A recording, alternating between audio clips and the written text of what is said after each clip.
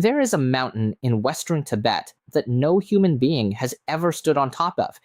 And that's strange, because Everest is taller, K2 is deadlier, dozens of more remote peaks have been conquered. So why does this mountain remain untouched? The answer is not what you expect. It's not about height, it's not about weather, it's not about politics. According to the monks who have lived in its shadow for centuries, the answer is something far more unusual, something they kept hidden for a very long time. And recently, some of them started talking. Mount Kailash stands 6,638 meters above sea level in the remote Nyari region of Tibet. In terms of altitude, it's not even in the top 100 mountains in the Himalayas. But Kailash is different in a way that immediately strikes anyone who sees it for the first time. Most mountains look random. They are shaped by millions of years of geological pressure, erosion, glacial movement, and shifting tectonic plates. They look irregular because they are irregular. Kailash does not follow this rule. Its four faces align almost perfectly with the four cardinal directions: north, south, east, and west. Its slopes are remarkably equal on all sides. From a distance, it doesn't look like something that grew out of the earth.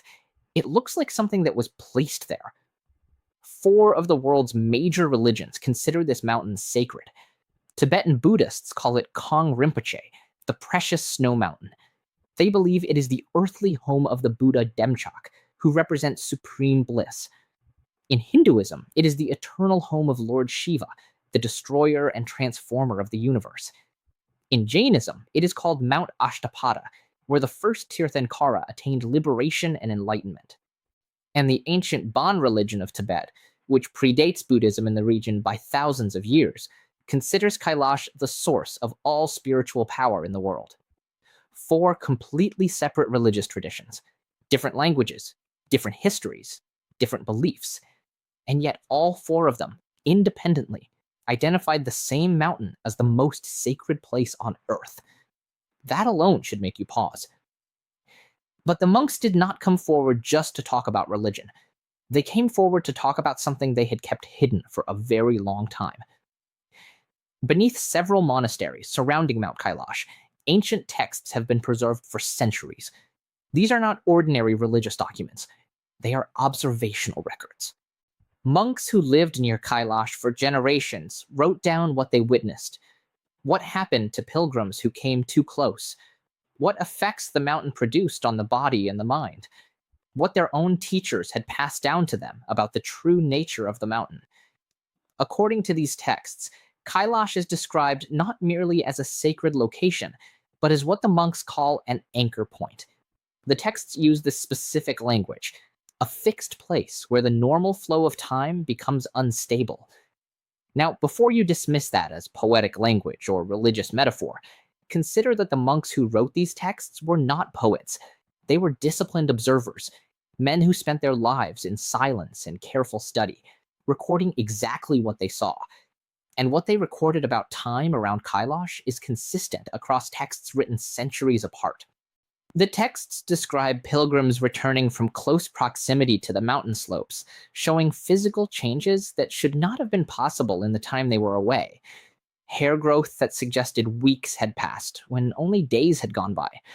Wounds that had healed far faster than normal biology allows. And in some recorded cases, the reverse. A sense of time having stretched, of days feeling like hours. The texts also describe what the monks called a boundary zone, an area roughly 15 kilometers from the mountain's peak, where the effects begin.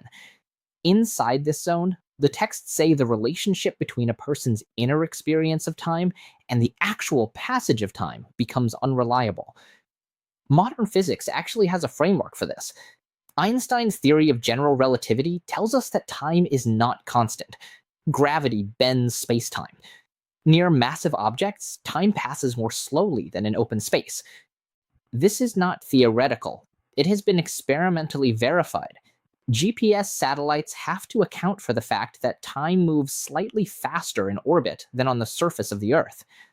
Could there be something about the geological or energetic properties of Mount Kailash that produces a localized effect on the space-time around it?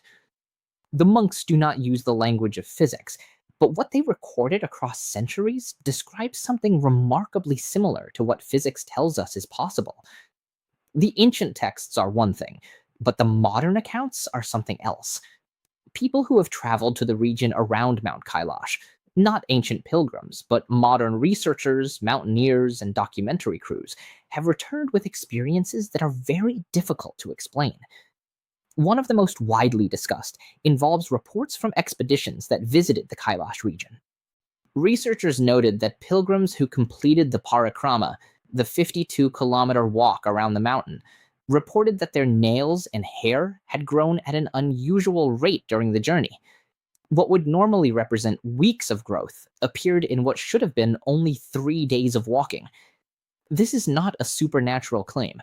Hair and nails grow at measurable biological rates. Keratin production is governed by cellular metabolism. For that rate to change dramatically, something in the biological environment would have to change. Temperature, atmospheric pressure, electromagnetic conditions, something. And reports of the opposite effect are equally documented. Several experienced mountaineers and trekkers who attempted to approach the mountain's northern face, the most direct approach to the summit, reported an unusual exhaustion that went beyond physical tiredness.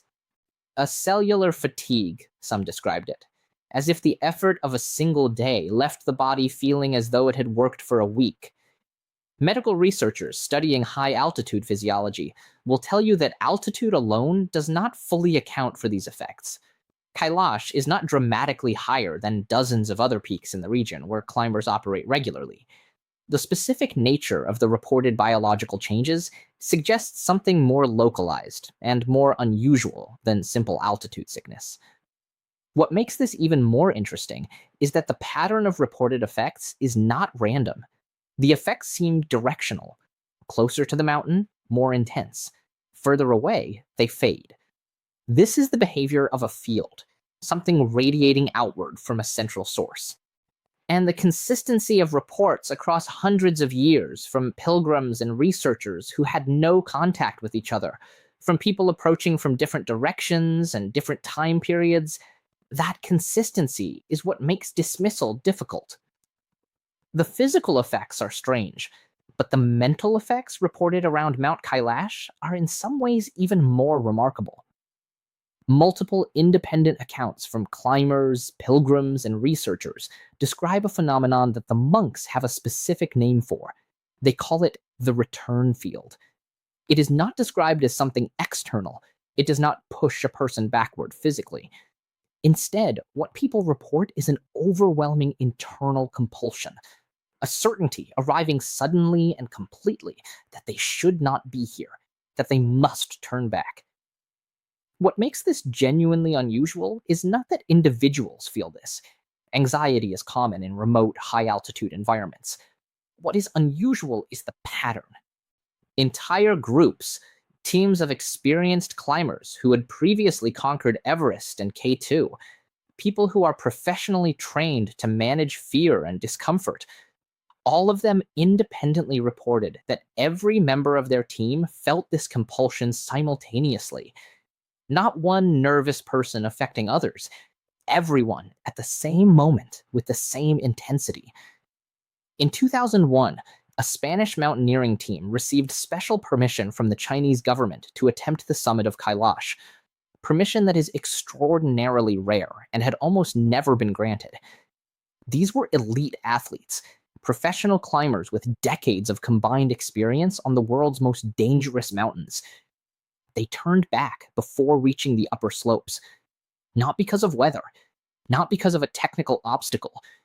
They described a psychological barrier that none of them could push through, a unanimous, instantaneous decision to stop, made without discussion, as if the decision had been made for them. Afterward, when asked about it, several team members struggled to explain what they had experienced.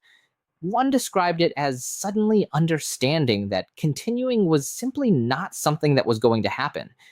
Not that he did not want to continue, but that some part of him, deeper than wanting, had made a decision he was not consciously part of. The monks say this is not the mountain attacking people. They say it is the mountain communicating with people, that the return field is a form of information, a signal, not a threat. And they say that the signal has been consistent for as long as human beings have been approaching this mountain. Among the most well-documented and objectively verifiable phenomena reported around Mount Kailash is the failure of modern equipment in the region. This is not based on ancient texts alone. It has been recorded by multiple independent expeditions with calibrated scientific instruments. Compasses behave erratically near Kailash. This is documented across dozens of expeditions spanning different decades. The compass needle, which should point reliably toward magnetic north, begins to spin, to fluctuate, or to stop responding entirely as teams approach the mountain. In some reported cases, multiple compasses from different manufacturers all failed simultaneously at the same distance from the peak. Compass failure is caused by magnetic anomalies, localized distortions in the Earth's magnetic field. The Kailash region does show unusual magnetic readings that geologists have noted. The specific geology of the area, ancient crystalline rocks, mineral deposits, and the unusual structure of the mountain itself produces magnetic characteristics that differ from the surrounding Himalayan terrain. But it does not stop at compasses. Pilots flying over the Kailash region have reported instrument anomalies, altimeters giving incorrect readings, heading systems behaving inconsistently. These reports have come from pilots with no knowledge of each other, flying different aircraft in different years. The Indian Air Force maintains restricted airspace over the Kailash region. The official explanation involves the terrain and altitude, but pilots who have flown near the boundaries of this restricted zone have reported that their instruments behaved oddly near Kailash, in ways they did not near other peaks of similar height.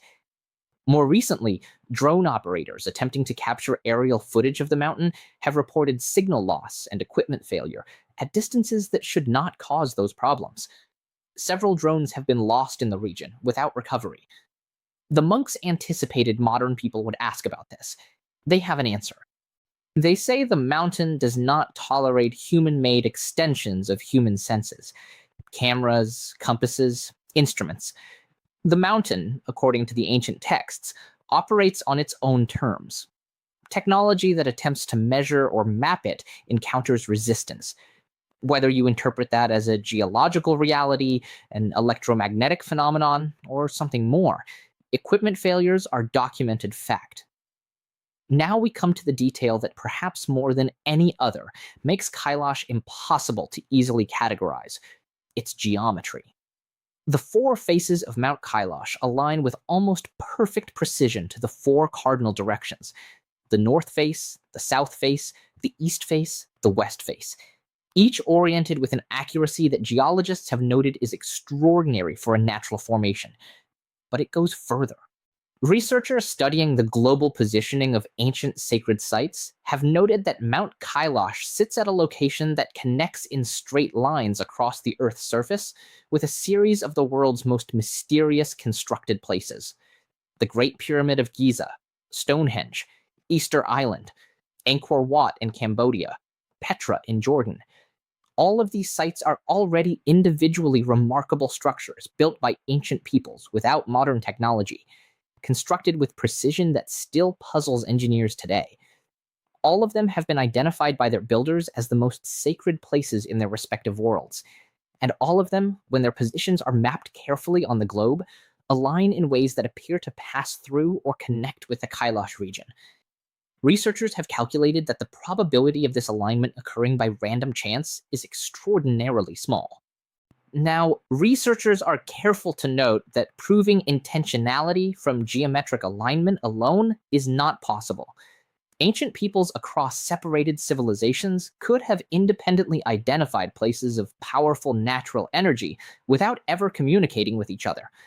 But the question the alignment raises is legitimate and has not been satisfactorily answered. Did ancient people know something about the Earth's geography and energy systems that we have not yet recovered? And did Mount Kailash sit at the center of that knowledge? The monks believe the answer is yes. They describe Kailash as what they call a control point, not in a mechanical sense, but in the sense of a central node, a place where multiple systems of the Earth converge, interact, and are in some way regulated. There is one more fact about Mount Kailash that requires no interpretation, no ancient text, no disputed account. It is simply geography, and it is extraordinary. 4 of Asia's greatest rivers originate from the Kailash region. The Indus River, which flows through Tibet, India, and Pakistan, providing water to hundreds of millions of people. The Sutlej River, a major tributary that flows through northern India. The Brahmaputra, one of the world's largest rivers by water volume, flowing through Tibet, India, and Bangladesh. The Karnali River, a major tributary of the Ganges, flowing through Nepal. 4 massive river systems, all beginning from the same small region of the Tibetan plateau near Mount Kailash, flowing outward in 4 different directions: north, south, east, west, mirroring the 4 faces of the mountain itself.